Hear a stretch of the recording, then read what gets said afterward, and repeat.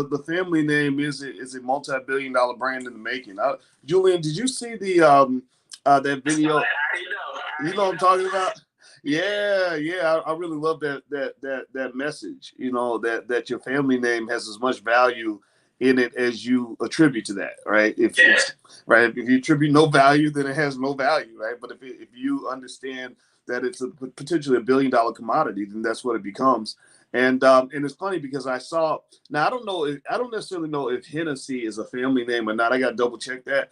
But I saw an article in Ebony where they or it's one of the magazines where they said there's a documentary about the relationship between the black community and Hennessy, and I said no.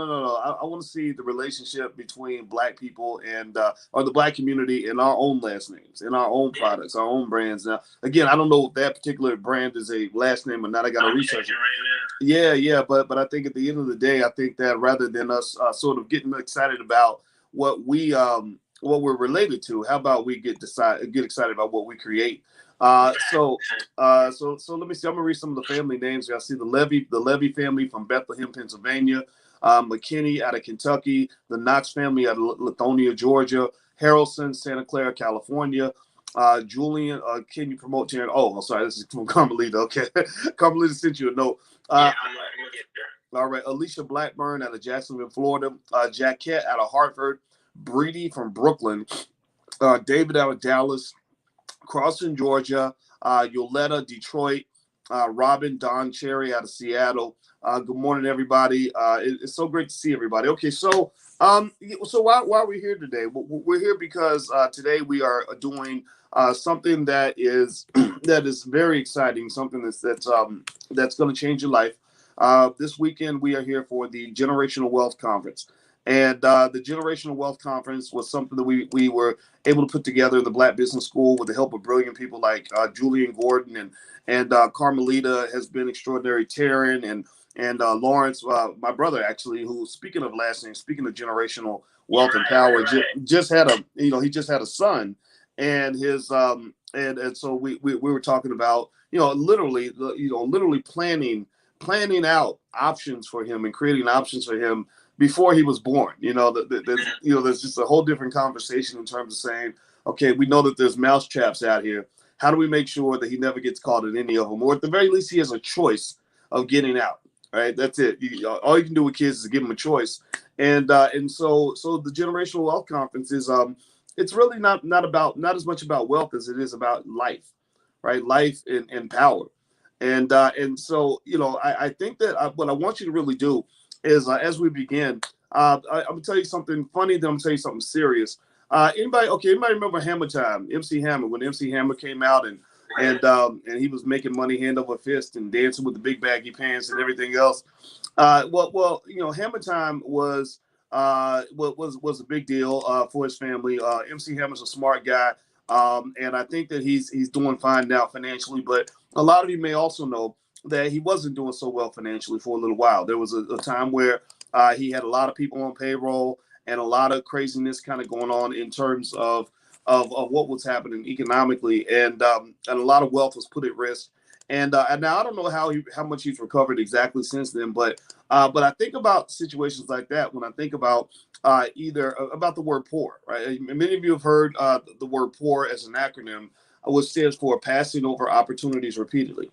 Passing over opportunities repeatedly, and one of the things that we have to understand is that when we miss opportunities to build on our last name and to turn that last name into the $1 billion brand that God meant for it to be, we are making ourselves poor. We're committing ourselves to being poor, and in a way, it's a little bit like sports. In sports, sometimes you can create a culture of losing, right? A culture of where you are so used to being at the bottom of the league that you just accept your role. That when the season starts, you just lay down at the beginning of the season, so you don't even have to worry about giving yourself what you feel to be this false hope or this false belief that you can actually be a winner. There is such a thing as a loser culture. There is such a thing as a poverty mindset. There is such a thing as being psychologically committed to being broke, to being at the bottom, to being in last place. And so if a person's in that category, I don't necessarily get mad at them because I get it. I totally get it. Because I know that was my family. I know that there were struggles and positions in society that we just knew were going to happen by default, just by virtue of being black. That being a black male meant it meant being poor, it meant struggling, it meant being happy that you stayed out of jail, or being happy that you just finished high school, or being happy that or being proud of the fact that you take care of your kids. I take care of my kids. Well, some people in some families, you're supposed to take care of your kids, right? It's not, you don't get a cookie for that. And so what I want to, in terms of loser culture, or being used to being at the bottom, and I won't call anybody a loser, but I'm gonna show you a chart out of Black Labor, White Wealth of Dr. Claude Anderson. And on this chart, you can see on this chart, it shows you where we are, where we've been in terms of quality of life for Black people. Now we talked about this in the Powernomics Masterclass, and I'm gonna pull this up again right here so we can dig deeper into what I want to discuss as we begin this conference. So here in this column, at the time we were talking about politics and this false belief that things like that who we vote for is going to change our condition as a community. I'm not here to talk about that part. I'm here to talk about what the politics inside the institution you control, which is your house. Inside your house, you are the president of the United States. You are the king of the world. You are the queen of the universe. So all the political stuff is to the side for now. But what he did show is that he showed the number of Black elected officials here in 1964 at 103, and then the number of Black elected officials in 1992. Between 1964 and 1992, we went from 103 Black elected officials to 8,000 Black elected officials. And then he said, okay, if we have all these Black elected officials, 80 times more, we should have improvements in our quality of life, right? So he looked at unemployment rate. Actually, the unemployment rate actually went up for Black people between 1964 and 1992. So nothing there. He said, okay, let's look at the incarceration rate. What percentage of the prison population is Black? And he found that number actually got worse, that you actually have more Black prison inmates after all the Black elected officials than you had before, when you had none. He looked at the percentage of Black people below the poverty line. That number remained pretty flat. And then he looked at per capita income relative to whites. It went from 53% to 59%. So he's still in the 50s after 20-something years. So what does this mean? What does this say? Well, some of this says that not only is there is sometimes such a thing as a loser or a losing culture and a losing mentality, but it's not by accident, right? It's pretty much by design. It's pretty much sort of built and embedded into the process before we're even born. Do you get what I'm saying? Give me a yes or no if you get what I'm saying. So not only are there those of us who might be accustomed to being last in the league, so to speak, to use a sports analogy, but the league was designed for you to be in last place. The game was set up for you not to win. The game was sort of positioned so that if you did exactly what the commissioner of the league told you to do, you were not going to be winning any championships. You were going to be fighting for last place. Kind of like maybe, I don't know, in football, the New York Jets are kind of that comes to mind, or the Cincinnati Bengals, right? If you watch football, you know what I'm talking about. And so here's what I kind of want you to understand. I want us to understand that in this weekend, we're not just talking about economics and money. We're not just talking about the X's and O's of how money works. That's part of the process. We are going to talk about the game, and we're going to make sure we school you completely on the game for this entire generational wealth weekend. But it's deeper than just understanding the rules of the game. It's about understanding the importance of culture. It's about understanding the importance of mentality. It's about understanding that in order to really win the game, you got to just not just know the rules of the game, but you got to switch the game that you're playing in the first place. You can't not winning the game isn't always enough. It's really changing the game. If I change the game and I play a different game with you, then I have a better chance to win because I'm not just a participant in the game. I get to become one of the originators in the game. And so one of the things that I really think is important for us to understand, because in the Black Business School we're just different like that. We're next level like that, and that's not a coincidence. I have spent 30 years thinking about these things on a very deep level, and getting off the grid in the thought process. These are things you're not going to find in a textbook. You're not going to learn these things on the college campus. There's no HBCU or predominantly white institution on the planet that can talk to you in a way that people like myself or Julian Gordon or Dr. Claude Anderson are going to talk to you about any of these issues, right? And so the goal is to help you understand that there are economic players in the game. There are the people who change the game and control the game, and the people in that second category become what I refer to as economic gods.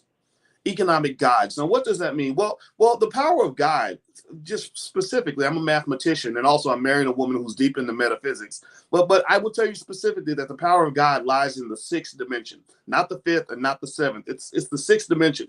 And why do I say that? Well, because the power of a God is when you have the ability and the power to manifest.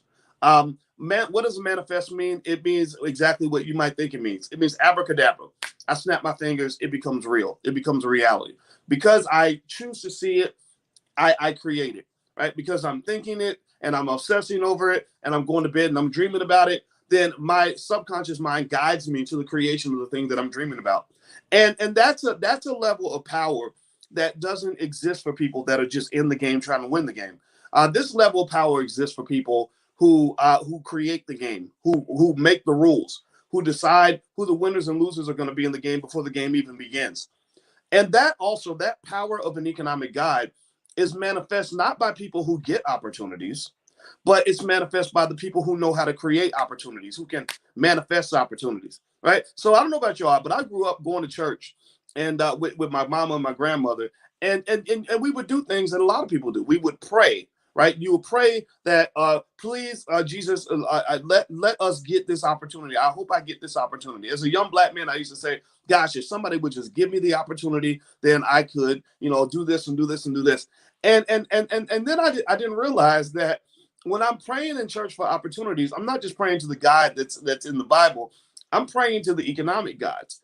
Because I realized, I looked around and I said, wait a minute, I'm in this world where I'm in this competition. I'm in this competition as a black man. I'm competing with the white man. I think it's okay for me to say that. We're going to be honest with that about that. And I said, wait, so I'm praying for opportunities, but these people have the ability to give me opportunities. So that's a natural advantage that person's going to have, where I can never be your equal if I'm praying for the thing that you can manifest just like that with the snap of your fingers, when you can make a phone call and change my life. And so I said, okay, how do I go from playing the game and being a part of the game to actually designing the game and controlling the game? And that's where generational wealth comes into play. That's where the value of your last name comes into play. That's where institutional development and creation comes into play, where you, by virtue of the fact that you are sitting on top of this gold mine called your last name, it's a diamond in the rough. It's some raw, undeveloped land for some of us. It is a patch of real estate that doesn't have much on, may not have much on it yet, but it's going to develop itself as much as you choose to develop that. That is, in my view, the best opportunity you have to understand what true economic power looks like, what the power of an economic God actually feels like. Because when you control an institution, and again, that institution is your last name. It is your family business. It is your family wealth. It is your family trust and endowment and estate plan. It is all these things that we're going to talk about this weekend. When you control all of that, you in that space have the power of an economic God. Because I can tell you in my family, let me tell you about the Watkins family, because that last name, it didn't mean a whole lot when I was born. It meant something in terms of tradition and things like that, but economically, it wasn't that strong. Now the name Watkins means a little something. It means a little something, something. I ain't bragging, but it means a little something, right? And in our family, I am kind of the patriarch. That's not a bad word in our family. We love each other very much. There's no abuse attached to that. But I am a little bit of a patriarch. And in our family, we make the rules. In our family, we are the economic gods. When my brother and I decide to manifest something, we snap our fingers. It becomes real. There is no such thing in our family, in that world, in our family institution. There's no such thing as oppression and white supremacy in that world, because first of all, there are no white people in that world unless they're coming in to work for us, right? Doesn't no disrespect to anybody. There's no hate or anything like that. It's just all these terms that we are accustomed to using to describe our existence, like oppression and the stress of racism and everything else. that kind of, a lot of that kind of goes away from an economic standpoint when you have that institution that is yours. Now, here's the thing. We didn't have to go make a bunch of money in order to get to that position. The money helps. The money matters. Don't get me wrong. We're going to talk about the money for sure. But it really started happening when we shifted the mindset. When many years ago, when my brother and I just said, let's get away from this whole, we're done contributing to other people's empires. Let's go build our own. That right there was a huge part of that shift in terms of power. Because at that point, we weren't ruling over anything that was big and powerful, but we were ruling over something that was ours. We had something that a lot of our people are not accustomed to having, which is sovereignty. Just sovereignty. Sovereignty just means freedom, right? You ain't got to control everybody else and what everybody else has. You just got to at least be able to control that patch of land that exists right around you. And then it started shifting also when we started learning a different set of skills. My brother had gone to college and done really well in college and was getting some good job offers. I had a PhD in finance, so I knew a little something. I wasn't a dumb man. But we realized that, okay, when you're playing the game above the rim, so to speak, when you're playing the game as an economic god or the patriarch or whatever it is, or you're investing in things that are internal that come from you, as opposed to investing in things that are external that belong to others. There's a different set of skills you have to learn, and most of these skills are not taught in college. Most of these skills are not taught in textbooks.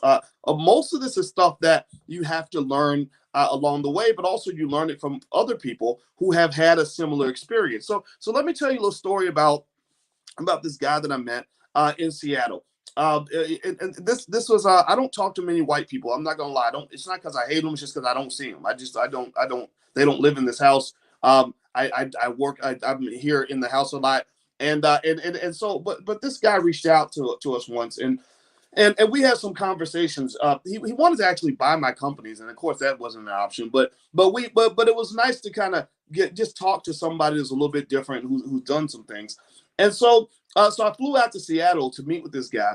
And I liked the guy. We had a great conversation, just two men talking about our families and life and everything else. I wasn't there because I was looking for a job or anything, which changes the dynamic. We were talking peer to peer. It wasn't like I was like, oh, yes, sir. Nice to meet you, sir. Can I come work for you, sir? I didn't have to, I'm not in that position anymore. But it was just two men talking. And we got to know each other, and we talked about sports and family and everything else. And one of the things that he mentioned is that I didn't know this, but he was very aware of the work that we do here. He said, I follow you online. I see what you do. And of course, when white people say that, you kind of like, okay, Mario, so where's this going? What how do you feel about that? And he was completely unoffended and unbothered by any of the conversation we have about race or any of that stuff. He said, I actually like what I'm hearing, because he said, you're talking to your people about something that a lot of people don't understand. Again, this is even white people. He said, you're talking about power, and you're talking about a different kind of game that is a difficult game to play. He said, the thing about power is that power is not about being politically correct. True power is not about people caring about your feelings. True power is not something that people kind of give away. True power it can be a dirty game. And he said, so when you come up and you're chasing true power as opposed to false power, he said that, it's kind of like you're in World War II and you're conquering the beach in Normandy, and you're running up the hill with your gun blazing. And he said, when you do that, he said, people are going to shoot back at you. He said, you cannot run out with your gun out and shoot up the hill and not expect people to shoot back. And what that made me think about, I don't know what he meant in that conversation, but what that made me think about is things like a Black Wall Street being burned down. I hear people say, well, why should we build a Black Wall Street? Because they're going to burn it down anyway. And that reminds me that when you go up the hill with your gun out, people are going to shoot back. And the other interesting thing we talked about some of the empires that exist out here that we know about, like specifically Bank of America. Some of you may have seen this. I've actually addressed this a little bit in the past. He talks about how Bank of America was a power play by the Italian community. The Italian community said, we need to build something for our people. So they had the Bank of Italy, and they merged with the Bank of America, and they created this big, gigantic bank that they run that takes care of their people, and nobody even knows it. And these sort of power plays were really, just really made me think about where we can go as a people. This is not a conversation that can happen amongst everybody. People that have these conversations or understand these conversations, you're clearly part of the talented 10. Because it's hard to expect 90% of all people to really have this kind of objective. So the fact that you're even here hearing me means that you're already special. You're already going in that right direction, and I applaud you for that. But more deeply, one of the things that I kind of picked up from this discussion was that when you talk about things like power, true economic power, true generational wealth and power, which tend to be connected. These things don't happen by accident. The one of the next things that he did was he said, I really like what you all are doing in the Black community, and if you want me to help you, I can get together with some of my wealthy friends, and we can host a meeting with you, and you can pick some Black people that you trust, and we can host a secret meeting and figure out a power play where we can use digital technology to allow your message to get around the world. I turned down that request. Because it reminded me too much of the same kinds of meetings that happened during the civil rights movement, where there were people behind the scenes that pulled together specific people and said, okay, this is the movement we want to push forward. And some of these movements aren't really ours. They belong to other people, but there's a plan. That's the point. There's a plan. And so the point that I want to make to you all is this, that generational power, it doesn't come about by accident. Generational wealth and power is not something that tends to happen by luck. Generational power is not something that tends to happen due to charity. Generational wealth and power does not come from voting for the right candidate or asking people to support you. Don't get me wrong; those things can be important in another context. Those things are important definitely for other people and maybe for you as well. And that's something maybe you can look into at another time. But we're really talking about what it really means to make a power plan for your last name. What it really means to prepare in advance to position your children and grandchildren so that they are absolute power brokers in the future. Let me just tell you this. It is very difficult, if not impossible, for me to explain to you how to be a millionaire in the next 6 months. I don't really know how to do that without a lot of luck, right? But it's very easy for me to explain how you can be a millionaire in the next 20 years. It's very easy for me to explain exactly how, with basic action right now today, your children could be in a multimillionaire status. It is oppression is hard to escape in a very short amount of time. It's very easy to escape with a great deal of time. In fact, when you look at the equations of financial mathematics, how people get rich, how people stay rich, where wealth comes from, the number one variable in those equations is actually time. And so when you talk about generational wealth, you're talking about economic power harnessed by families and manifested by families over time. Most generationally wealthy families didn't get rich last week. They got rich over time. It wasn't a solo sport. It was a team sport. It was a relay race. There was somebody in the 1950s or 1960s who made some power moves, which you're making right now, that allowed their children to be extremely wealthy by the time the century turned. By the year 2000, their families were doing extremely well. So I encourage you to remember that in this generational wealth conference, which, by the way, if anybody wants to see the schedule, you can go to either generationalwealthconference.com or generationalwealthcon.com. We're going to be here the whole weekend. And some people are actually listening outside of the building right now because we wanted people to kind of hear what we got going on this weekend. We're gonna actually, to be honest with you, we're gonna have to shut that down in a minute. But if you want to join us or if you want to see the schedule, you can go to generationalwealthconference.com. So we're going to talk about the tools of the rich and powerful. We're going to talk about how people make power plans for their family. We're going to cover things like wills and trusts and estate planning. We're going to talk about things like adequate insurance so you can protect your wealth. A lot of people don't know that 70% of all wealthy families lose all their wealth within one generation. I don't know if you knew that or not, but that's a statistic that you should keep in mind. So you have to protect your wealth. We're going to talk about tax strategies. One of the things that wealthy people are absolutely obsessed about is minimizing the amount of money that they're giving to the IRS. We're going to talk about stock market investing. One thing that a lot of people don't know is that the number one way that people go from middle class to upper class is through stock market investing. We're going to talk about real estate investing.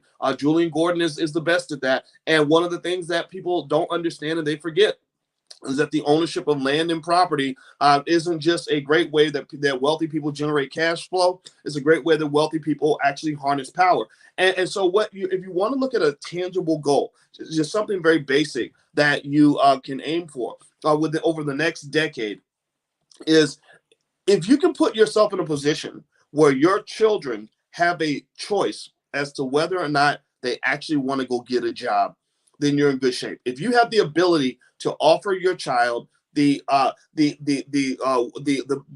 opportunity to make a living without going to work for somebody else, then you've won the game. You are in the winner's circle, in my view. That is a clear, simple, tangible objective that you can aim for.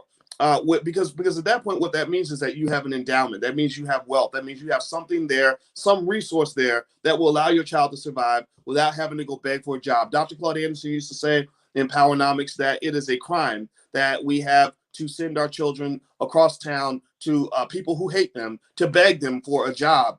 When we have the ability to create wealth on our own. So that might be a tangible goal you can set up for yourself. And I will just share this with you. One day I was, again, because I've been raised kind of in the loser circle, I grew up hearing lots of conversations where we spent a lot of time complaining about what other people did and didn't do, what other people did to us. A lot of the conversations were built around being a victim and not actually being able to actually manifest or create anything. I wasn't raised in a space where we were economic gods. I was raised in a space where we had to go pray to the gods to get opportunities. And I remember one time I had a conversation with my daughter about her job. And she was working at Office Max or Home Depot, one of those places. I don't remember what it was. And it was one of those conversations you probably heard a million times. It was a conversation where she complained about the racism on her job. She complained excessively about how the people were treating her. They weren't talking to her. They were being mean to her for no reason. She was getting in trouble. She didn't like it, blah, blah, blah, blah. And I remember one of the proudest moments I ever had was when I said, why deal with all that crap? Just come work with your dad. Just come work with me. And as a man, it felt amazing to be able to say that. And also that was a point of revelation to say, wow, this is really great that I can say that. And here's the thing, this is nothing new. If you go back, say before integration, before we were chasing jobs and just chasing college degrees, a lot of our parents had the ability to say that, and grandparents had the ability to say that, whether it was the family farm or an auto mechanic shop that somebody ran, or the family bakery, or whatever the case may be. Now, and here's the thing. Here's the point I want you to understand, too, is that you don't have to be rich to really do that. Being rich is kind of the bonus. Being rich is something that will probably happen once you accumulate that power. But this is deeper than just being rich. This is deeper than just how much money you have in the bank. This is about the overall feeling of what it means to have a wealthy and empowered and relevant life. What we're really talking about is freedom. That basic word freedom that's used all the time, but nobody knows what it means. Nobody really knows exactly what freedom looks like and what it means. And nobody knows how important that is in terms of your quality of life. That literally, when they studied rats in a cage and mice, they found that mice are less likely to be depressed when they have freedom. I'm not kidding. They measure the cortisol in their brain and how the endorphins work and the serotonin, and they found that mice that can't be free are very depressed. And so when I saw that study, I said, that sounds like black people. We're mice in the cage, a lot of us. We're born in the cage. We don't even know we're in the cage. And we're praying to the people who control the cage to let us out of the cage, or to at least give us a more comfortable position in the cage. So we're looking not so much for freedom, we're looking for more comfortable versions of slavery. So we're not here to teach you how to be a better slave. We're teaching you how to get out of the cage and to structure the world in your image, which again gives you the power of an economic god. You can snap your fingers, something becomes real. You can decide which way your family wealth or your family corporation is going to go. You snap your fingers, suddenly you're in a different line of business than you were before. You snap your fingers, suddenly little cousin Pookie got a job. You snap your fingers and suddenly you own a piece of property. That is the power that I want you to have. So we're teaching you how to play above the rim, and we're going to teach you in a way that will absolutely change your life. So I'm going to pass the mic to Julian as we begin the conference. Generationalwealthconference.com, generationalwealthconference.com, or generationalwealthcon.com. Looks like there's two URLs you can use to see the schedule. Those of you who are watching from the outside, you can still get a pass and join us. We're here all weekend, and we will deliver. It's going to be awesome. So, Julian, brother, I'm going to let you have the mic, man. You go ahead and do your thing. Man, thank you so much, Doc. Yo, I ain't heard you preach like that